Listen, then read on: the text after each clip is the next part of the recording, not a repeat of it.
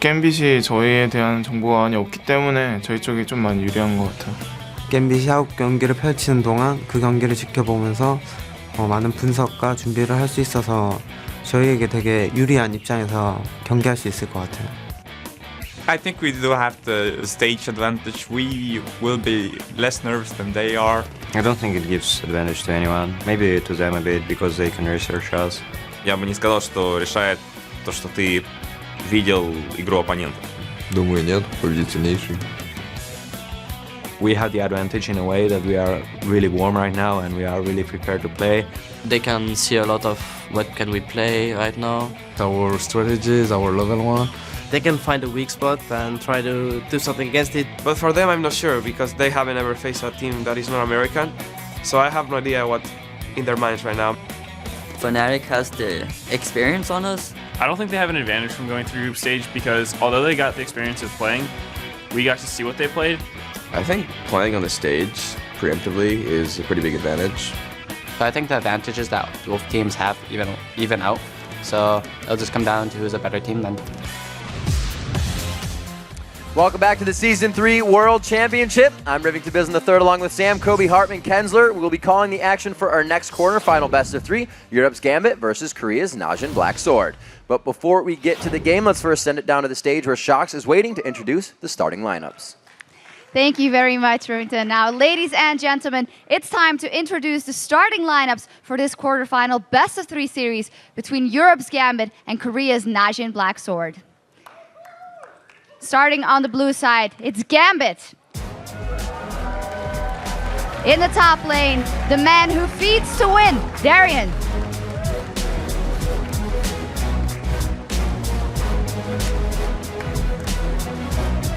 Starting in the jungle, the 2013 European All-Star, Diamond.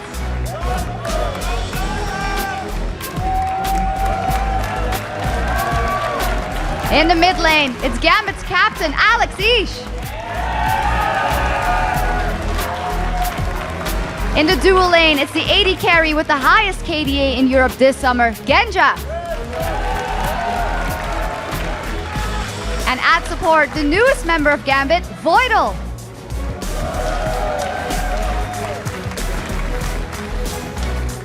Please give it up one more time for Europe's Gambit. Thank you very much, gentlemen. Please take your positions, have fun, and good luck. And starting on the red side, it's the Korean champions, Najin Black Sword. In the top lane, they call him Excalibur, and he's just as sharp, Expession.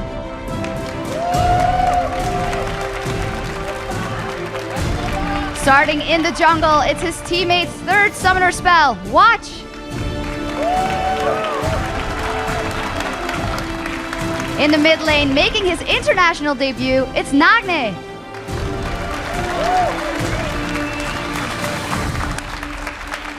Starting at AD carry, the 2013 Korean All-Star, Prey.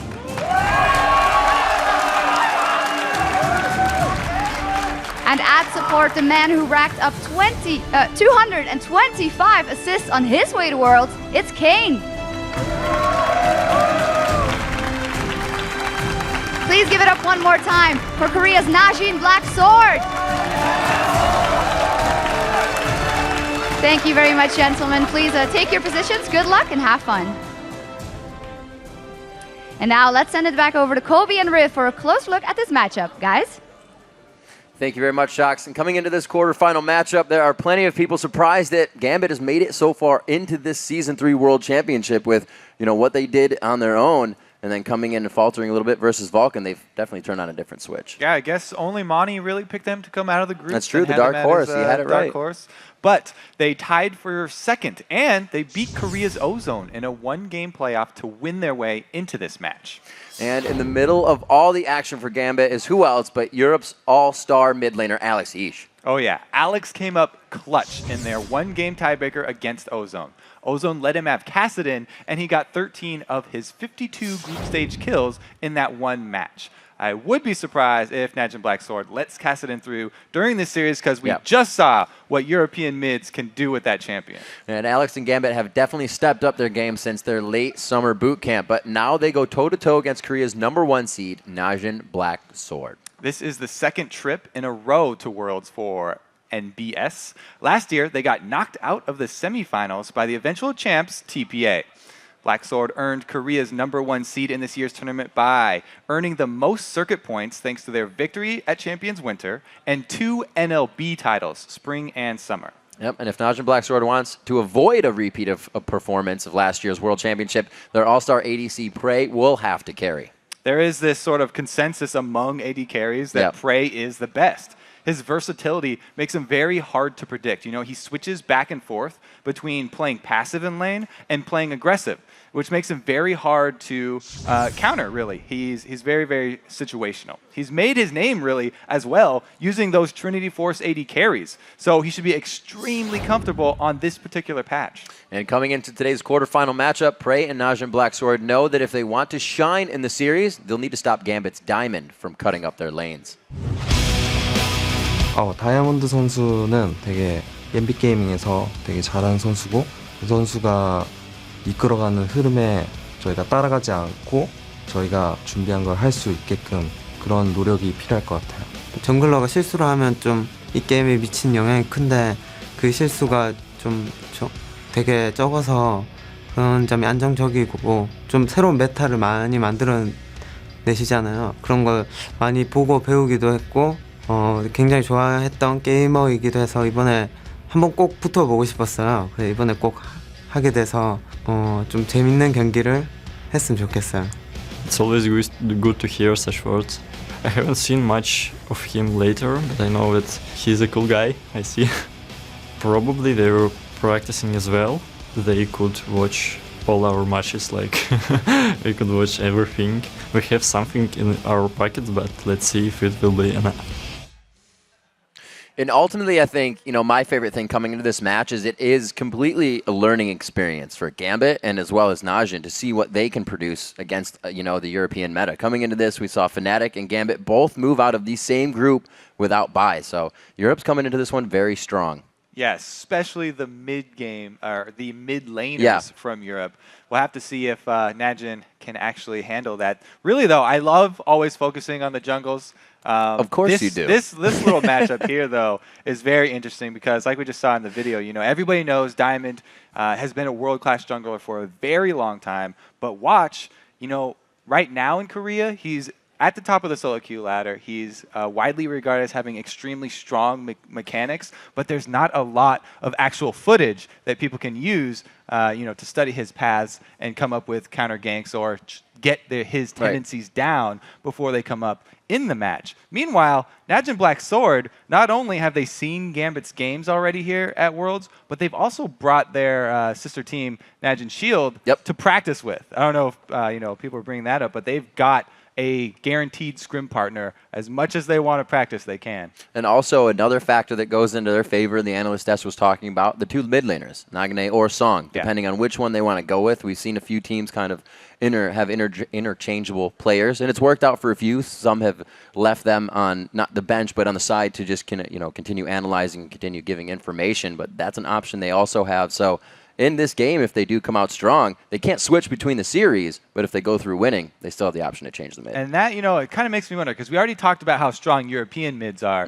They're definitely satisfied with Alex. They're like, yes, we're happy with Alex going up against anyone that you have.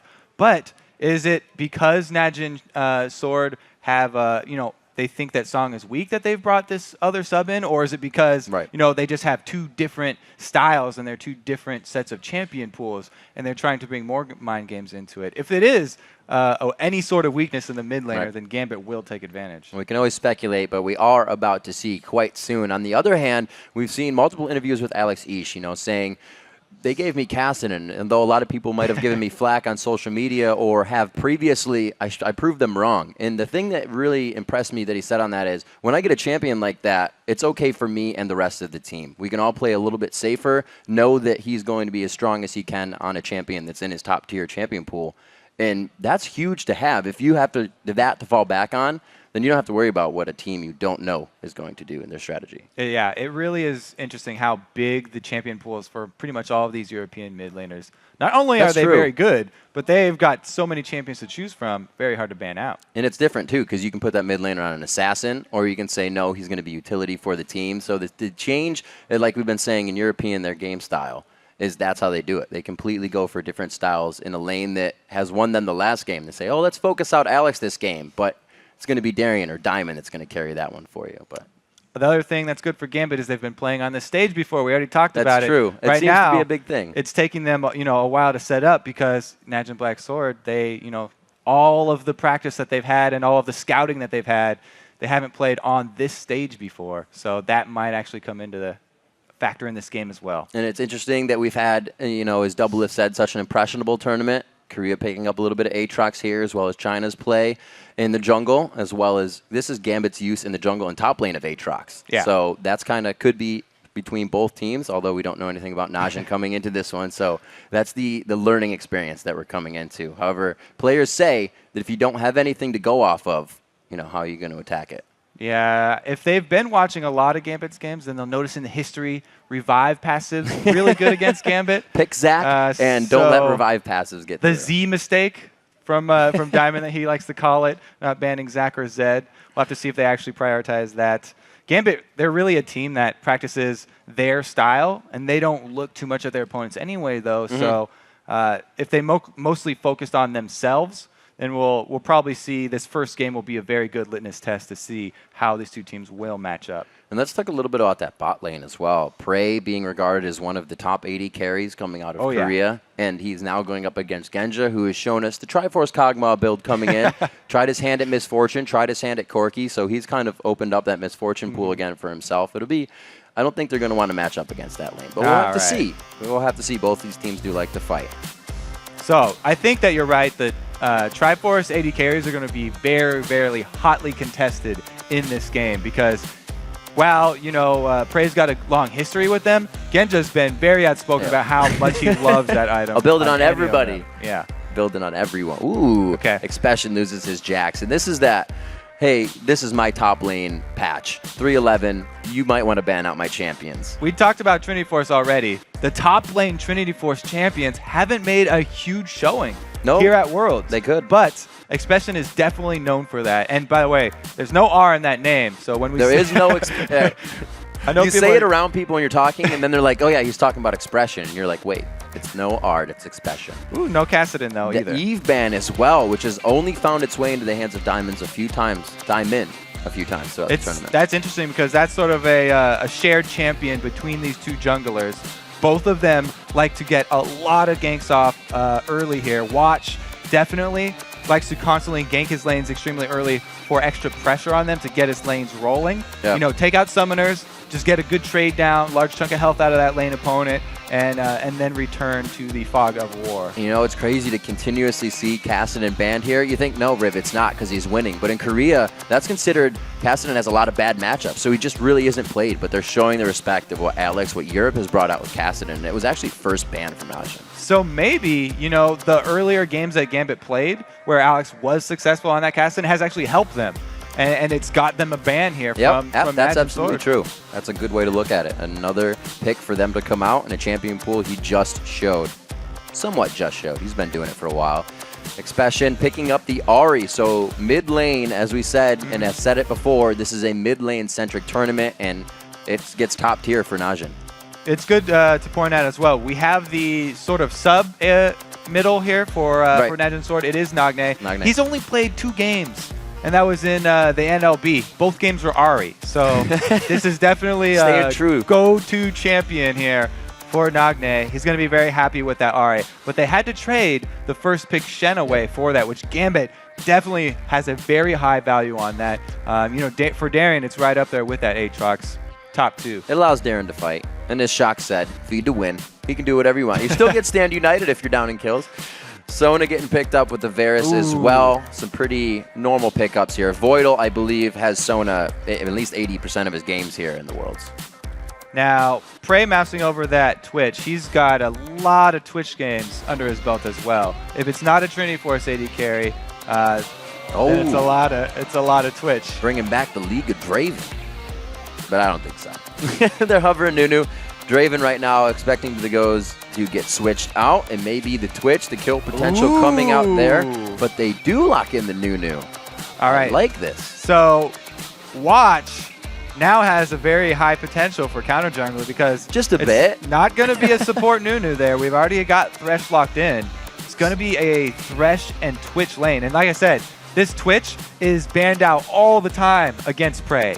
Definitely, all of these champions really for Naj and Sword, they're getting the champions that they're very, very comfortable with. And I guess this, this is that unfamiliarity with the team that's coming into play for them. And whenever a Fizz is picked, that means there will be plays made. That's just how Fizz is. Very cool to see a Fizz coming out for Alex in this game. But you're right. We are seeing the Nunu going to have that counter jungling. Possibly seeing Naj and Sword going for the invade on that blue with the 2v1 top lane if they can squeeze it in. They're already setting things into motion. And, Gambit right there, picking the Fizz after that RA, they obviously are very familiar with any of these mid-lane matchups. Right. A lot of time in Europe, people will just give over Ahri so that if Fizz is still left open so that they can use it as a counter pick. I think it's more of a soft counter for me.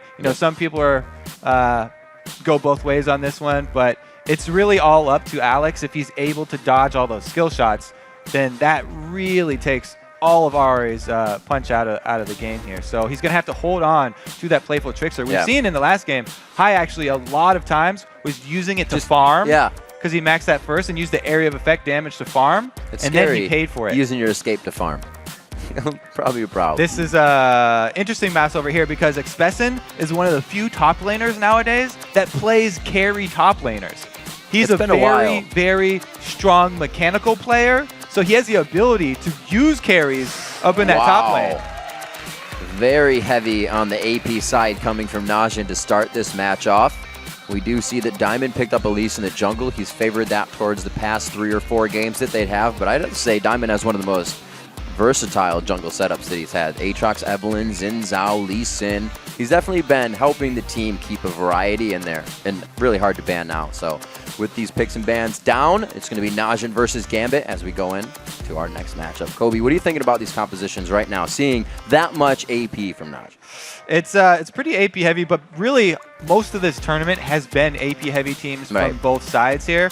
What's really interesting is that Diana right now is holding on to teleport, and Diana is really a very much all-in champion.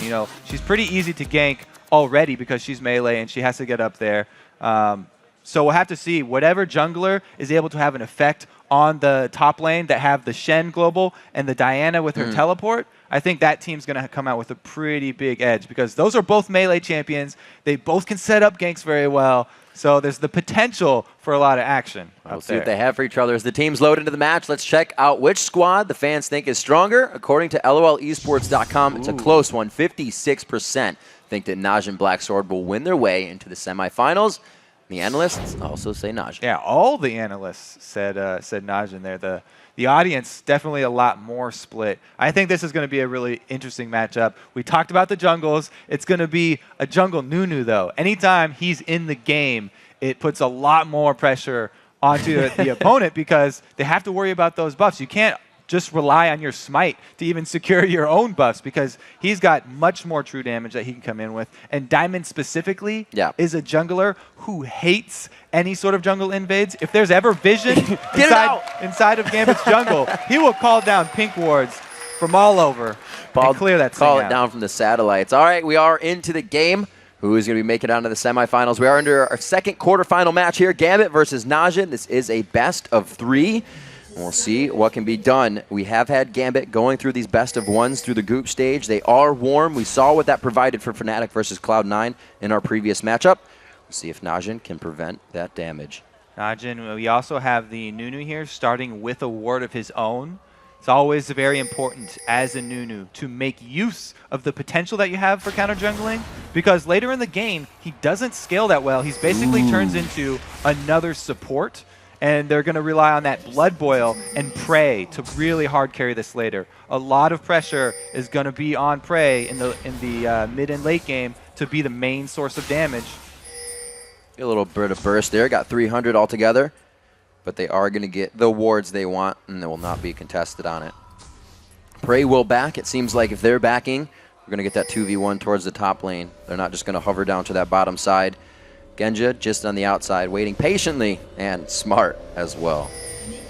Interesting how we have this combination from Najin's sword with Diana can go in and suck everyone into a small area with her Moonfall. A little vacuum. And then we'll have Prey with the spray and Prey with being able to get off all those AoE auto attacks. Late game's looking very interesting for Najin's sword. Meanwhile, Gambit have pretty much a similar style here. They've got the mid laner who's looking for picks, that Fizz Assassin, and they also have the top laner with the Global Presence.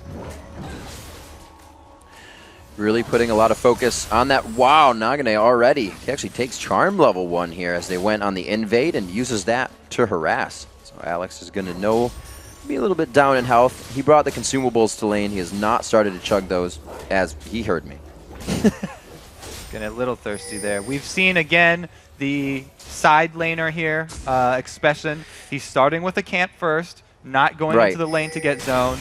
So he's going to be up a little bit of experience and gold.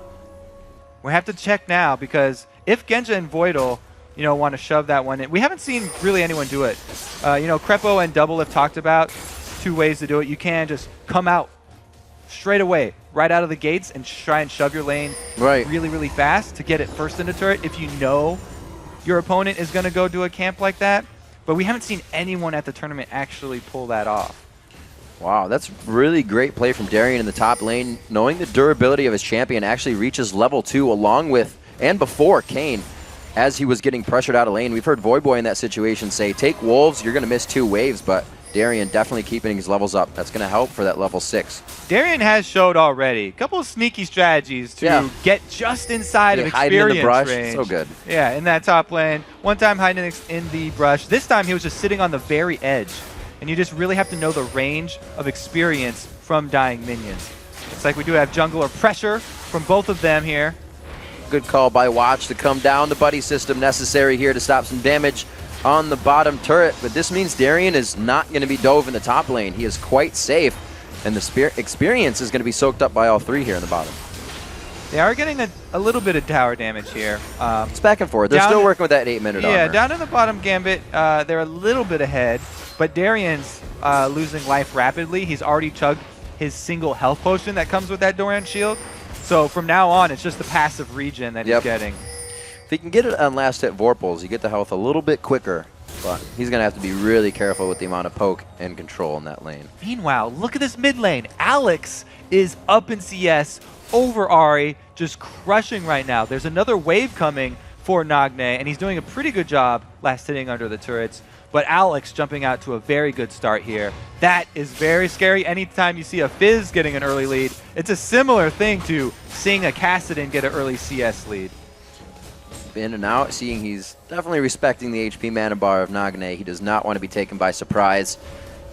You see the junglers still back in base. Diamond now at Wolves, so nothing coming from them too soon. But with that charm, do you think the charm early affected the farming, or do you think Alex has just been able to zone? Because we haven't been watching mid too much, but first level Q farm isn't going to take your waves away. Yeah, Orba Deception is a little bit better harassed, but Nagne did land a charm. Yeah, so that's true. I would say it would be detrimental if he hadn't landed one, but he got okay harassed on here. All right, so we see the top lane hovered in by Darian now. He's going to bring in some safety, trying to match Watch on this one. Watch coming to the bottom lane, soaking that 2v3 experience up. May got ahead a little bit, but Diamond's doing a good job now at level 5 in the jungle. 23 to 13 CS there too, so lanes and even the jungle are ahead here. And we did sort of talk about how Nunu turns into a secondary support here. Right now he's coming down to help Expression. They shove the lane up to try and get to reset into the turret. And just because of the way the minions got back to lane, it is going to be shoving slightly in their favor.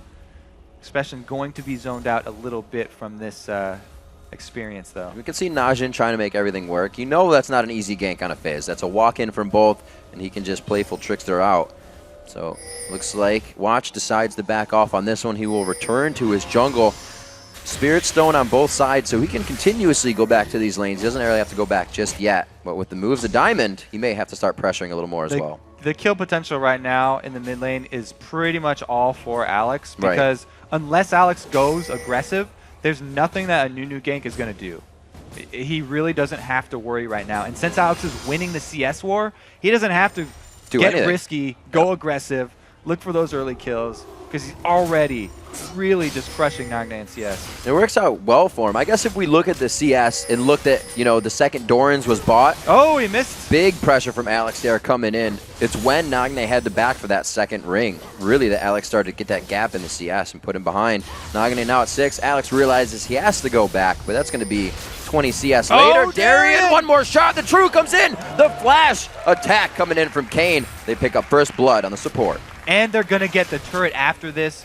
Large amount of global gold swinging here for Najin Sword. They also have the opportunity now to switch their duo down bottom and get Expessen out of that 2 versus 1. His tower down there still at over half life. So this isn't even close to a trade right now. He's done well, keeping his CS up. 23-21 for those top laners of Shen and Diana right now. They are, and it does look like they're going to swap the lanes, but during this, they may even try to go for that dragon. Actually, we see that Watch, Nagne are backing, so it looks like it may just be the lane swap. That is just really perfect timing to get that turret as well for Najin Sword, because now they can bring their AD carry and support back down so to get them dragon control. This is very, very huge for them. The 8-minute dragon is already pinked, and they're going to have not only all 5 members down there, but a Nunu jungle. His smite's not actually up right now, but he does have consume, and he is heading down towards it. Yeah, they definitely put the chess pieces in place. Smart of Nagne and Watch to both back and get a few extra items, picking up the chalice, getting themselves some more wards so they can cover this area. Now with those chess pieces in place, they can begin to move. The dragon will be danced, and Gambit looks like they will contest it. Well, Darian's got to stand united. A lot of wards. Right now, Gambit are calling for Darian to shove his lane as hard as possible. They want to delay Najin Sword around this dragon, get as much advantage up in that top lane. If Darian can shove that wave into the turret before Expessen gets there, it'll be a pretty decent win for them. Very interesting to see Najin back off after placing so much golden wards. You can see the pinks already coming out. Sub 10 minutes in the game. They have 5 going across the map and right on that objective that they want to take quite soon. Now we do have Diamond coming in, sitting on Gambit's pink ward in the bottom lane. If they can get a gank or pressure. Wow, right out of the playful Trickster. Got him on the Trickster, goes in. It's Chum the Waters out on the Nagne, but the burst isn't there. They see Shen to start to come in. Nagne gets hit up. There's the attack. They pull it around. The teleport now coming in from Expessen. Is he there? It's going to be Darian and the safety for Alex. The teleport taking way too long to come in from Expessen. Really good answer there. Darian's got Alex's back, and he turns that gank around. Anytime you look for a 1 versus 1 situation, you have to keep in the back of your mind that Shen Stand United is available there. Even though it was a great pick from Nagne, you know, he definitely didn't want what he caught there. All right, so most of these pink wards for Najin are going to be going down towards 11, but 11 minutes rather, but Gambit placing their own at pink, trying to stop that. Gold quite even here within 500. That first turret is in the top lane, so it's not so much affecting the game, but really giving Darian time to farm up and get where he wants to be. Expessen does not have the teleport summoner. Right, just use that for mid, yeah. The cooldown, no, the cooldown reduction for it, the mastery. So it also, that's why it takes so long for him to actually arrive there. And look at the build here from Alex as well. After that kill, you know, he's going full early damage right now. As high damage as he could have at this point. Just rushing those spell penetration boots as well as the sheen. This is not how High built him last game here. He's going for straight burst potential. This is very Gambit-esque. They didn't get there in time for the blue, but they are going to say, we want to fight right now. We have that crescendo. Yeah, Stand United maybe down, but we have the... Oh my gosh, going into the control. Watch down right away. Prey on the outside is completely zoned and forced to walk back in the fight, but his team is going the other way. This could be a great re-engage coming in. Nagne throwing down the last part of the ultimate. The charm misses on the outside, but they do get the Orb of Deception and Expunge kill going down into Darian, 1 for 1. We also just saw a little bit, a little preview of that Moonfall into Prey, spray and pray there, getting some good area of effect damage. Now, Najin with that pressure, losing Dragon. They want to put damage onto the turret, but a lot of Gambit is actually still here. Genja very low on mana. Looks like they won't be able to do too much here. Alex may trying to communicate with the team. They may try to save on the repel. Kane takes quite a bit of damage there, but another member showing up. Nagane just on the outside causes They got an attack Diamond's flash out of that after, too. We've seen how dangerous Ari Charms at tower sieges can be, especially in the SKT1 game.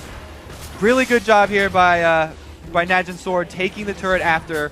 Gambit really need to back off. You can tell how much strength Gambit has still in this game. Losing 2 turrets, they're only down 200 gold because their lane's doing so well. 95 to 78 in that mid lane. 54 from Diamond to Watch's 35. He's definitely playing that support role for Nunu. And Darren doing a good job of last sitting under turret, too. Yeah, He absolutely. got 70 to large, 58. Large stack of minions right there. It's good for Gambit that they got that dragon, because having all this extra turret pressure for Najin Sword is going to mean that it's a little bit harder for them to pull off the picks. They need to start getting these outer turrets down in order for Alex to be able to make use of his roam and his early damage build that he's going. You can see Prey, 12 minutes into the game, doing quite well for himself, picking up the Blade of the Ruin King.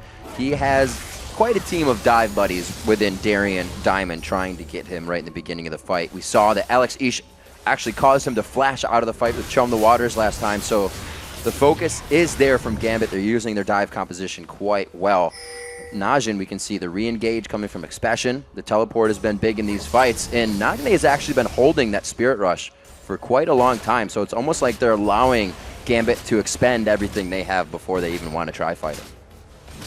Yeah, you mentioned, Alex forcing Prey out of that fight, and we saw how Alex just obliterated Watch. Yeah, too. In the beginning. With the early damage here. There's a small window right now as well where Darien has Stand United and Expression does not have his teleport up. So the possibility of any sort of ganks here for Najin Sword would be, again, it would turn out the same way the mid happened last time Nagne went aggressive, where Gambit have the extra man to come in and back up. It looks like not everyone, but at least Expression and Nagane kind of building as a unit here, building that penetration for Boots early after the Chalice, and then the Abyssal Scepter to come out from Expression so they can both itemize well into damage for the magic. I do like stacking that heavy flat penetration. Yeah. Because at this stage in the game, there's no magic resist having been built on Gambit. Flat penetration, extremely effective here. I like that they're also only building one, whereas Nagane, he's not building one for himself either. They're getting that single one on Diana, make use of the aura, and their team fight with all that magic damage is going to be very important. Meanwhile, they can rely on Prey's AD to be the sole AD threat here, and that allows them to build this flat penetration instead of percentage because they know Gambit won't itemize towards it very heavily. Let's see, only 2 kills on the board, 14 minutes in. Both teams respecting what has been happening, the movement, and really not knowing if they've been on wards. It's Pink Ward's fight. We haven't seen any of the oracles come out yet and anybody try to take too much control because they know they're only within hundreds of gold of each other. Because it's so close right now, it really depends on the next team fight. If Gambit win, there's actually more gold up on the map for them to take. Right, because that's true. These turrets are still standing, so there's That's a good basically point. almost around 2k extra global gold for Gambit to take after a one team fight. But if they lose, then they're not going to get that chance, and they still don't have the map pressure because of those outer turrets. It's really something to consider is when you go hard. That turret armor is gone. They're going to be able to pressure down mid hard. We saw SKT take multiple turrets in a row yesterday, just kind of blowing everyone's mind. So it definitely depends on when you win that fight, the impact of core items coming out. Lich Bane is finished for Alex. This is going to be big damage for him. We already saw him zeroing out Watch within a matter of seconds, if even. We talked about, not much magic resist here on Gambit, but you're right. Prey, who's the target here, doesn't have any magic resist of his own. He's going to rely on that heal from his Blade of the Ruin King, but that's going to be reduced by Alex's active there. Yeah, that's true. On his Seastone Trident. So he'll have no problem blowing up Prey. if he can catch him. Well, we'll see where they can go from here. Still with 2 turrets down on Najin's side. The gold is practically even within just a few bits. There it is, equaling out. 16 minutes in. Both of the teams still communicating quite well. Nobody has fallen into that pit. It seems like they are all organized and rotating together at this point. So moving into the mid, we do see Voidal start to focus there. Should have Genja joining them soon. But nobody wants to make the move here. It's going to be 3 seconds for the next dragon, and that's what all eyes are on. The next fight here is going to be explosive. Both of these teams are very similar in what they're trying to pull off. Oh, they don't even hesitate. Ari going to be looking for the pick on the outside, but you have to keep your eyes on Alex. Wait. Oh, there's the Shen. Expression goes in with his ultimate, but he got the cooldown by using it. Voidal getting hurt quite bad. They are going into the fight. Kane is right in the middle. Watch is so low, they could get ticked down here. Gambit pulls themselves together after the AoE is gone. Oh, the piercing arrow from Genja. Expression on the side. Genja, do you have it? It's going to be Alex Ish trying to get over the wall. He gets it. Boom, right to the side. Triple kill coming in for Alex. Nagane tries to get the charm down to the flash over the wall, but nothing catches. It's going to be a 2 for 4, and it's going to be Dragon for Gambit. Such a sweet little move right there by Genja at the end of the fight to aggro the dragon, effectively turning that dragon pit into a very dangerous situation for Najin because they have to get out. The extra damage can come through. Okay, it's a good box what right a in the chain middle. Of corruption. But it actually, right there with the Nunu ultimate. And right now, I thought it was great for Najin because Prey got out after Alex tried to go all in on him. This charm onto Darien. Oh, the snipe does finish him off. Prey goes down in the end for Alex's second round of Playful Trickster. And this is where Expression has to leave the Dragon Pit because it's attacking him right now. Only right into Alex's loving arms. 18 minutes in, Kobe. You were pretty right. That was going to be an explosive fight. It came out huge. Both teams were sitting at 2-2 previously. Now 6-4 just a few minutes later in a 2,000 gold lead, the biggest one we've had yet in the game. But both these teams are still into that. Gold lead almost doesn't mean anything just yet. It does mean, though, that Gambit can somewhat dictate the game and move where they want to. You know what it means? It means a needlessly large rod on Alex Fizz. That on top of the Lich Bane is a giant amount of damage. Lich Bane just means that Fizz scales even harder because there's effectively another AP ratio on that champion, and he is going to have no problem. Even half a rotation probably is going to be able to blow up his intended target. Oh, Genja. I thought Genja was going to get poked on in that bottom lane, but it's the side that Prey and Watch both heading back towards the top. They are considering now moving fully as a team, and they want to put some pressure down on this mid turret. Yeah, you're right to be worried because Genja has been caught out before when he's down in the side lane, just farming like that without vision. And Twitch is the AD carry. That's the one that'll make it happen. If anyone's going to go up and pull one of those sneak attacks, Twitch with Blade of the Ruined King is a good option.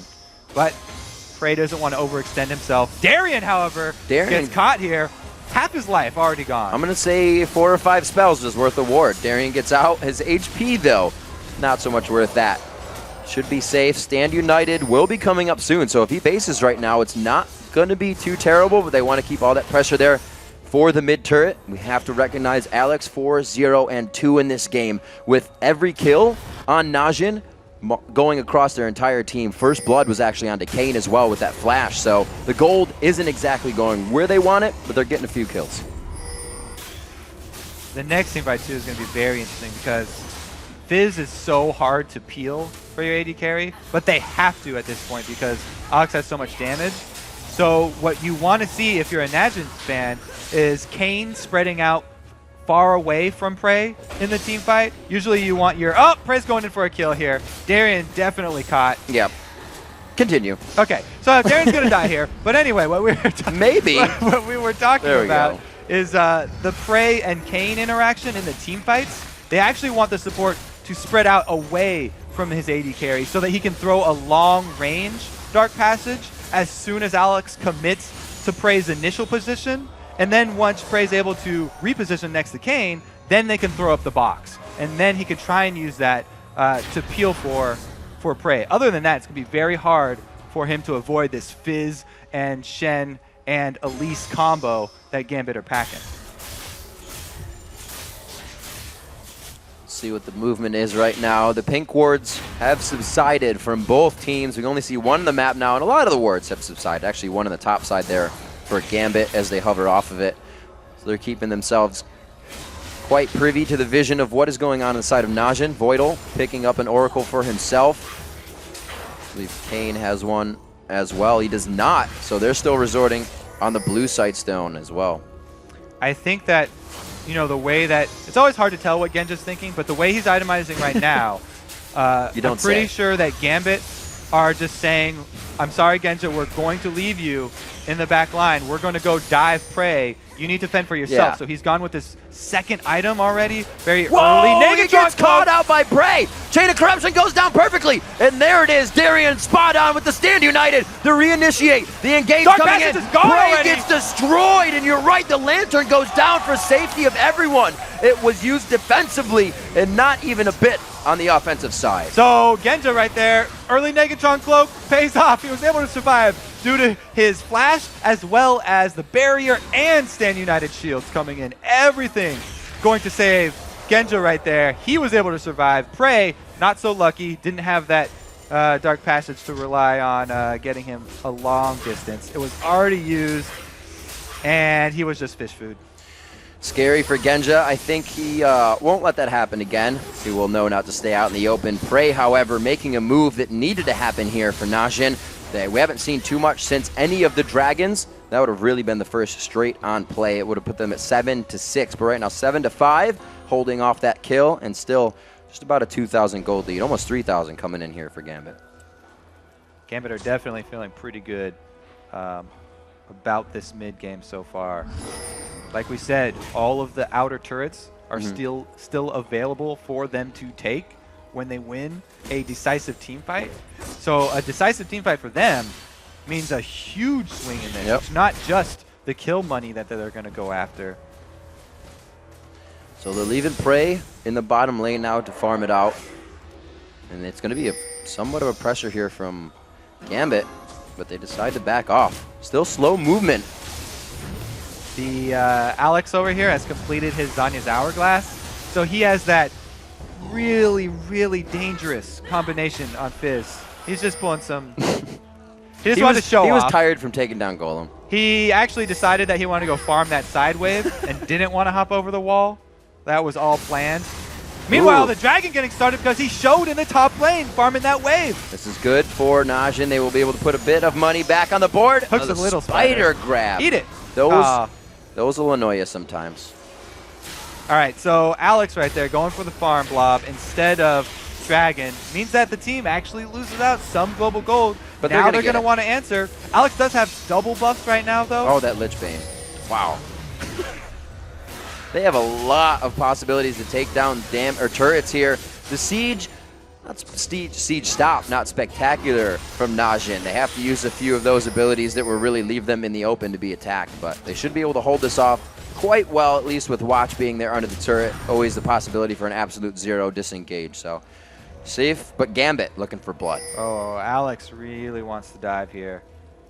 Now, like for Najin, they actually have Expesin who he's targeting, and Expesin has built the early magic resistance because he got the Abyssal Scepter for his team. He's also heading into an Hourglass of his own. Oh, so he will be tanky. Word. I mean, they have Oracles and they have Vision, but this is a 25 They know they can dance Baron. it. It's a lot of damage to tank And this out is, here. you have to realize this, right? This is a team saying we're stronger than you. We can outfight you right now. Let's do this. Well, normally Gambit right now would be looking for picks in the jungle, but because they haven't taken any turrets, it's hard for them to get that vision. Najin, they have these outer turrets that are doing a lot for them. You know, now that the mid is down, Gambit can sort of start to get control of these side areas of the jungle. But right there, Gambit were forcing them over to the Baron area because that's as far out as they can actually draw Najin's sword. It's really interesting. This is the point in the game where you win a fight and you realize that all your minion waves aren't in a position you want. Najin trying to move into position. Oh, he got the flash onto Prey. The cleanse was just up, though. He gets himself to safety. The Dark Passage is down. This is what helps Prey get to safety. Very good plays. Alex puts himself in the middle of the fight, going for Kane, but he gets taken down. Great Spirit Rush and focus by Nagane. I actually think after Gambit got Frey's flash, they should have gotten out. It's not worth a kill onto Nunu.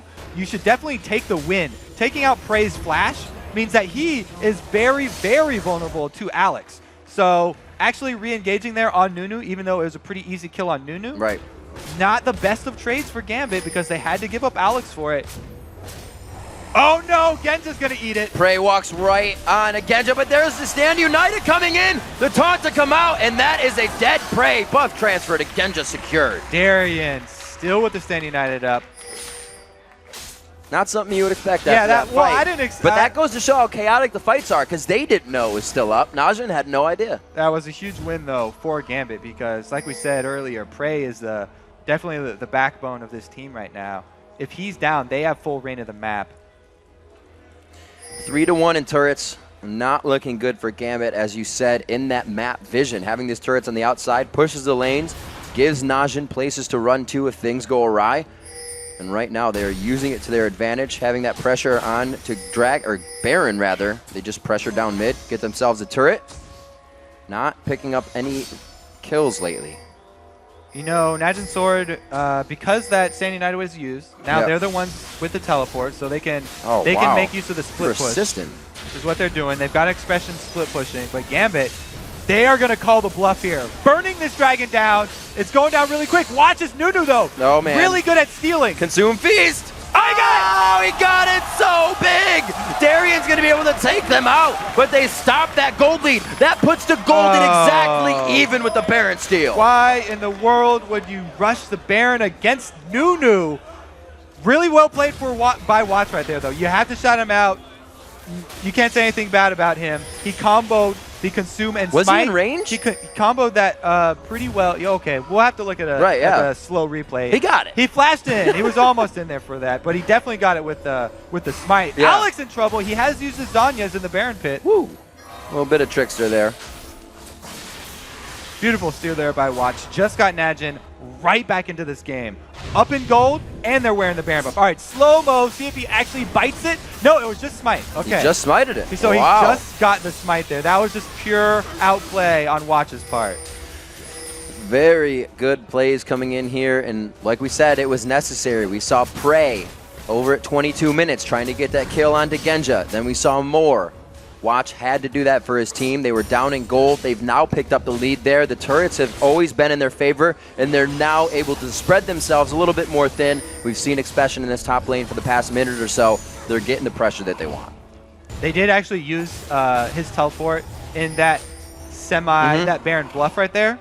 He canceled it, so it was half duration on it, but it still is on cooldown here for the next while. Good thing for Najin Sword, they have the Baron buffs, so Gambit are very, very scared to go for an all-out engage, and they'll probably rather just hope for picking someone off here. And Najin really has to create this for themselves. Nothing is going to come to them right now. Gambit knows they're a little bit behind. The ward's already coming out before they even cross into any fog of war right now. So Najin still putting the pressure on, has a few minutes left on this Baron, and is going to force that down middle. Gambit getting a little bit of that standing gold back with the top turret that was so low. But Alex, he needs to get back here. He sees it. Nope, I mean, maybe not. Expressen's got his Zanyas, so the possibility of a turret dive is there. But once he uses that, someone else is going to be tanking the turret, and it's actually not the best of situations to go for the dive with. Gambit are calling this bluff right now. This is actually pretty good for Alex. He's got some good damage with that Lich Bane. He is just knocking that turret down right now, and nobody's going to answer. Dragon for turret, but the mid waves are going to start pressuring.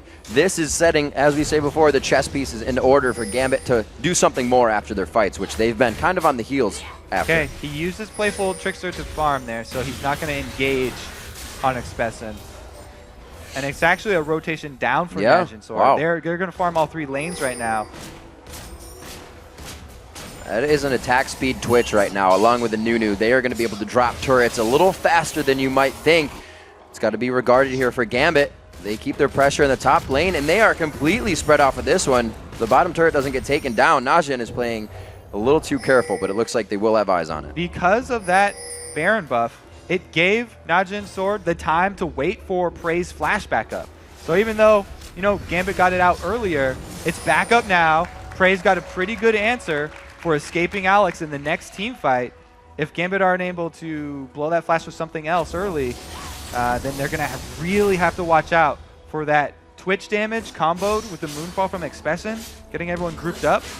Could be a very potent combo. This is exactly what we expect to see here in the semis. Gold swings back and forth throughout the entire 30-minute game in favor of Gambit, in favor of Najin, and they hold it currently at 4-3 in turrets here at 31 minutes, but down in kills. So they're strategically now out-positioning and out-maneuvering objectives here over Gambit. They're staying away from this fight comp because since they were Moscow 5, they've loved to fight, and Najin realizes that.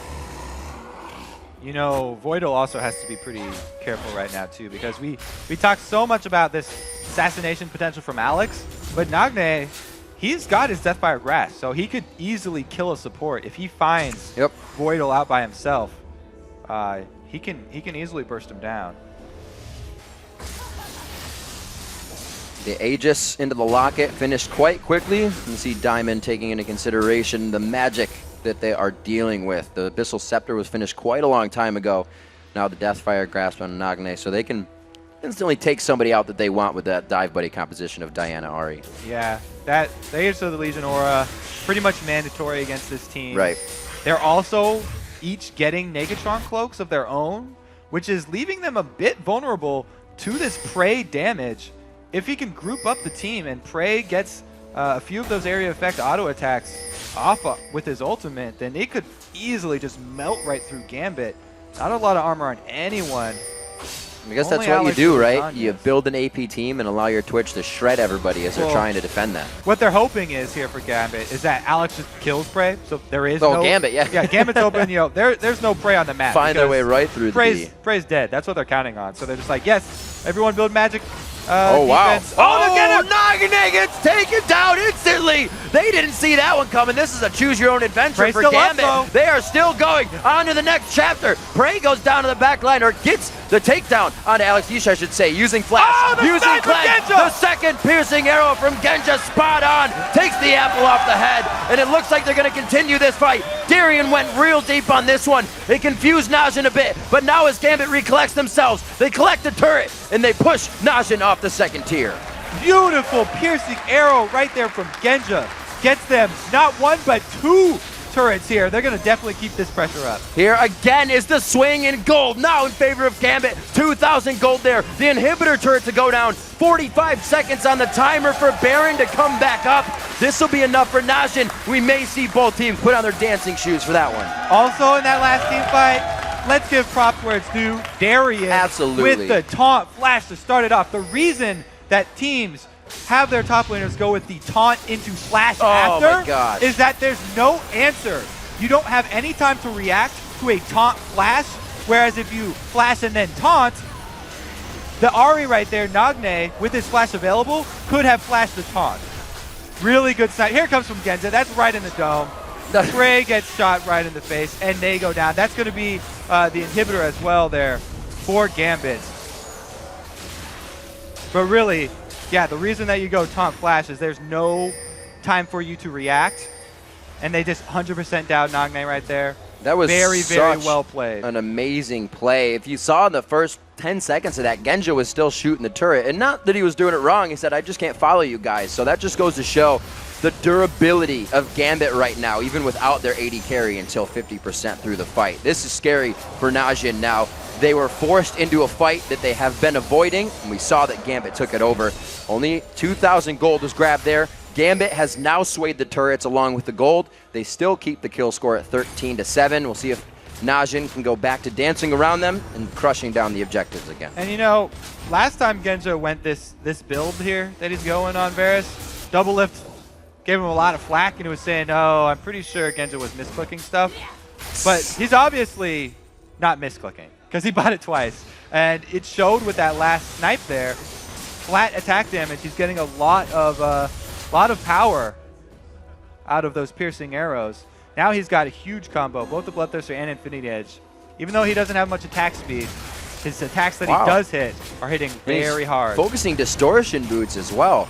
quite interesting. Figure we would have seen that coming out, and especially in the top lane with most of your teleporters taking that distortion to continue teleporting more, but it goes on to Genja for this game, so he can keep himself safe. Yeah, it's literally just for the flash. Yep. Because, well, Frey has to deal with a Fizz and Shen diving him.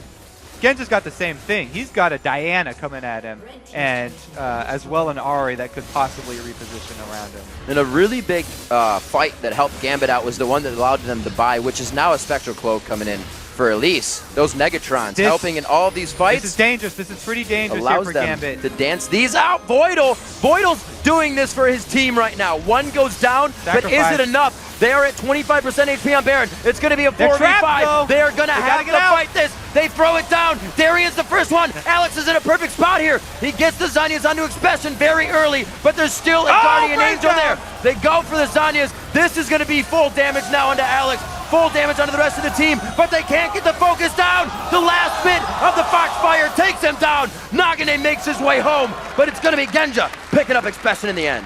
Very, very sneaky job there by Alex. Staying in the Baron pit, hugging the wall, and then jumping right out onto Prey. Prey did not see that one coming. What an amazing assassination from Alex after they were already down a man. You're right, Voidal, he sacrificed his life for the team. It also got the Spirit Rushes, all three, out of Ahri. So it meant that she could not get around to the back by Genja. You see, Alex, he goes back into the Baron pit after this, away from Expesin. He was zoned out by that ultimate from Nunu, and then returns the kill. Dear. This is going to be the pincer move coming in on Nagane here. He is going to walk this one out. We'll see if he can get far enough. There's the one dash. The dash number 2. And number 3. There we go. He's going to change form. We're going to have Voidal come in. Voidal looks to pick up this one. He doesn't even get the slow power core down. They know they got it. It goes to Diamond. They pick it up. This Najin, it's not terrible that that happens, but they're not considering everything now. They want their farm more than they want to get back. They're trying to get to next core items, and it's putting them in some bad positions here. Yeah, Gambit used a bit of time of their Baron buff there, running around, but they were rewarded with a kill, and it's a pretty long death timer at this point. So with all the lanes shoved up, they actually will get pressure fairly quickly here. And I think Gambit has been able to itemize as Gambit does. The Guardian Angels now coming out on 2 of their members. We do have the Banshee's Veil actually coming in from Diamond, so he can really take that front-end burster, the crowd control that's locking down his AD carry or those damage dealers. So with this dive team, they're able to itemize almost too good for what they're up against now. And we saw the early Guardian Angels coming out on Expesin because he wanted to get right in there with his Diana, but Gambit are starting to answer. They've got 2 now. They love those items. Only a few more to go. Only a few more to go. They will not let Najin's sword beat them at their own game. Darian knows it's time, putting the blue elixirs in his inventory. You see that when the players are ready to make that fight count. You see the average game length for both of these teams here. Gambit has stretched it on a little bit, but they are in sure position now with the biggest lead we've seen in the game at about exactly 5,000. They have not stopped as they've grabbed the turret lead. They have continued to take those consecutively. This inhibitor on its first respawn now in the eyes of Gambit. Darian goes into the fight, possibly to the backside. They use the Spirit Rush right away. So much damage coming off the initial Playful Trickster drop. Going back in, Alex hits that United. Can they get the Stand United? Stand United actually comes over the Guardian Angel. It sticks with. Will they be able to go on to the fight? It's a little too much under the turret. They do get Expression down, but they are playing with fire right now. That was so close due to the beautiful charm there from Nagne, catching Alex just in time, but Darian gets in as well, and the taunt covers Alex's escape. Damage actually was a piercing arrow from Genja in the beginning. These guys have so much damage from everywhere. With the amount that Najin is grouping, even the piercing arrow is having the area of effect that it doesn't really do. And Prey now down his flash cleanse, so he has to be very, very careful. 2 inhibitors as well. Gambit really just have to return to base to purge this. Oh, so the missed taunt is what started it off. And then interruption, so many great peels here from Najin. But Gambit, they exit and then get right back in after the cleanses pop. Let's look at this charm that catches Alex mid-Urchin Strike. Able to catch him out. Oh, it's not even here yet. This is after the second disengage. There's more than one fight in every fight we've had in this game. back and forth. The gold lead still sitting around 5K. Nobody really gained too much an advantage off of that one, unless you consider the bot inhibitor and tower an advantage, which Gambit's liking. That lane being pressured so hard, and Gambit has turned this right on Najin after that Baron fight. Looking really good for the Gambit fans right now, and all they have to do again is hold their pressure up in this top lane, while the other two lanes of super minions are gonna push. They almost have Darren Stan United available, so they're gonna also have the ability to have him spread. And looking at Alex's champions as well, being his first Fizz game, coming out pretty strong. We talked about the huge champ pools of those mid laners. He's definitely played Fizz plenty over in, in Europe. So he's not first Fizz game overall, of course. He's no stranger to 7 that champion. 7-3 and 7 there. Oh! On Al. Oh, the teleport coming in as well from Diana. Diamond! Expression's going to be right on the backside. He dives in. They get one. Zanya's down. Alex is going to be out of the fight now. Kane goes down instantly. Can't help his team now. Nagane's in the fight. It looks like he may get bursted out. The shutdown coming in from Prey, but he is already on the ground, asking for life support. Genja flashes in. 1-2 more attacks. They're going to focus now onto Expression. It's going to be a slow walkout for this one. The death timers are 50 seconds or plus, and Gambit's in the base. Yeah, they're going to get his Guardian Angel after this. Two really, really good fight there for Oh, he's going to burn down. Caster minions are... Very good game here by Gambit. It looks like they got one Nexus turret. Watch not going to be able to do much, just able to do just that as the Nexus turrets go down. The Nexus will follow. Gambit with a definitive win after an amazing 50-50 game for the first 20 minutes. Gotta say, great use of Shen by Darien and Fizz from Alex. Really every single member of Gambit doing their part right there. They told Genja, you're gonna have to survive by yourself. He went and bought that Negatron cloak right after his Bloodthirster was done, and then immediately after that, he survived a 4-man gank, which they were able to turn around. And showing his love for some pieces of the Triforce, getting the Phage in there, keeping himself even safer. Such great play by Gambit. They were bloodthirsty. Every time they would make Prey waste that cleanse, and they would still get back onto him with that dive team. Every time. And then the Gambit itemization of defense into your Guardian Angel. And when you have your Guardian Angel on more than one person, you're pretty good luck. Everybody's always been talking about the mids from Europe, the mids from Europe. They're kind of crazy over there, but everyone respects their mid players. This is why everyone respects their mid players. And we saw early game as well, Darien getting focused back in the top lane. They tried to shut down Shen early so he couldn't be too much of a threat when that level 6 came, but we saw level 1, he wasn't letting two waves go to them. He was trying to get in there, soak up experience. So he was level 2 along with them, level 3 along with them, and keep his own. He did his part to help Alex win that lane. The early Stan United, that was the reason why, Alex got the first kill. All right, everyone, let's send it over to Quick Shot and the guys at the desk for their thoughts on Gambit's Game 1 win. Thank you very much, Riv. The Pray and Spray wasn't quite enough for Sword in that game. Let's go back to picks and bans. I want to highlight the fact that we've seen Jungle Nunu here coming out from Sword. We've seen a Diana and an Ahri. I'm not entirely convinced by the Nunu pick in this composition. What were your thoughts? I mean, the Nunu pick is interesting here. This looks much more like a comp from a couple of months ago, right? We didn't see that Trinity Force AD carry. The Ezreal I thought they would pick up for Prey. But the Nunu, they just didn't do much with it in the early game. They didn't take advantage of Nunu's strengths. And even though I like Nunu a lot with Diana as well, because if Twitch dies, you have someone else to Blood Boil, and you can keep proccing that Diana passive.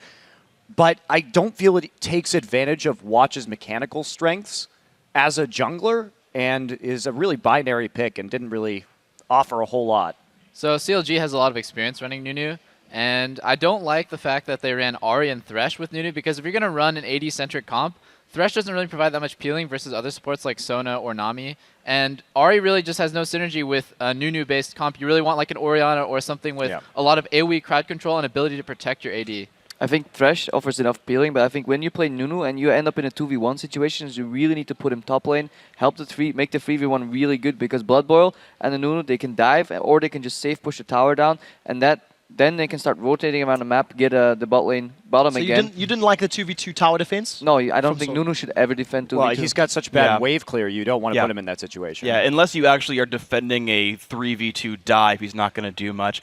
And actually, to sort of get back to the Ahri Diana point as well, like that combination wanted to get onto Genja, but they didn't seem to have the right combination. They never cracked how safe he was. And the distortion boots to flash away from Diana, honestly, Genja never dying in that game was really impressive. Ahri could have worked, but I feel like he played the matchup wrong. He should have maxed his W. I talked to Nuke yesterday a lot, and he knows a lot about the Ahri matchup against Fizz. If Ahri maxes W, he can do a lot more. If Ahri didn't respect the Shen ulti either, went for a 1v1 against Fizz with Shen backing him up. So the main mistake there is also they're giving Darian Shen, they're giving Alex a free Fizz. It didn't come together, and Nagne missed a lot of CS early in the laning phase. He really wasn't on the top of his game. I don't know if that's like a nerves issue or something like that, but he was extremely unimpressive throughout this game. Missed a lot of his skill shots, missed a lot of that CS, and was kind of useless, honestly. One of the people that did impress me in the game from Sword was Prey's Twitch. I did feel like it had a lot of damage, but it just felt like he was able to get singled out and jumped on by Alex many times during the course of those fights, you know, at the Dragon Pits and in the lanes. And it just didn't feel like Sword could stay standing long enough for that spray and pray to actually rip through all of Gambit. Yeah, I think that's true, and I actually wanted to get a specific block just to fanboy over how good Prey is, because the dude, like, got caught and then said, just kidding, I'm not caught anymore. The cleanses, the flashes away. He almost, like, baited in Gambit to a few of those fights, and he put out consistently very, very high damage. And again, Double, if you were talking about running an AD-centric composition, and in Prey as a player, you can do that around, and he himself played it so well. Problem was there wasn't enough follow-up for his damage, it seemed. And the big problem is that he's up against Fizz, and he's running Cleanse on Twitch, which is not really a problem. It was right for him to run Cleanse on Twitch, but he has no real like support, like shields or heals coming with him. So basically, when Fizz gets on him, he's ripping through a base HP Twitch with no backup, and all he has is Cleanse. His team really needed an exhaust there, and I think his item build wasn't optimal either. I don't think he shouldn't have opted for the Blade of the Ruined King and just went for straight damage. Uses good positioning to get a really good ulti off. Yeah, and just a final note on this composition right here, too. The Diana pick, Diana was very powerful a few months ago, but ever since the Spirit Visage changes, you know, this comp that we're looking at, Twitch is very poor at Siege, so they had no way to take down towers as 5. So at that point, you're relying on a split push. When you're playing against Shen, who's going to build Spirit Visage, you have to be very far ahead on Diana to actually win out in that split push battle, and I just don't see Diana in this composition for this use as viable as it was before the new Spirit Visage came in. So let's talk a little bit about Gambit while we have some time. I was pretty impressed by the way that they played their matchup. It was fairly slow. I actually think if you think of all the fights overall, they tended to come out ahead in most of the bigger engagements after like the second Dragon fight onwards. And we've seen them actually picking up a lot of Negatron cloaks very early on. They were just littered down the rows. Genja even going, what was it, Bloodthirster Phage into Eye Edge, you know, just relying on Varus's passive for attack speed. Genja continues to do what Genja does and you know, trends off the wall those items. What did you think of their itemization and the decision making? They had a lot of respect for the AP assassins, which was good, but their mid game was still really sloppy. They went again for a 50-50 smite, and this time they lost it, and it could have cost them the game, which they had pretty much 100% in their control. Yeah, I think Gambit's downfall will eventually be their decision-making, because they go for a lot of risky stuff that won't fly against a more coordinated team. But yeah, they definitely outplayed Sword as the game went on. Like every Dragon fight, you saw just incredible plays from Diamond and Alex, and just overall their coordination just seemed a lot more solid than Sword. Well, guys, with those final thoughts, we are going to go to another quick break. But when we return, Gambit looks to give Najin Sword the boot from Worlds and become the second European team to advance to the semi-finals. Don't go anywhere. The Season 3 World Championship, we'll be right back.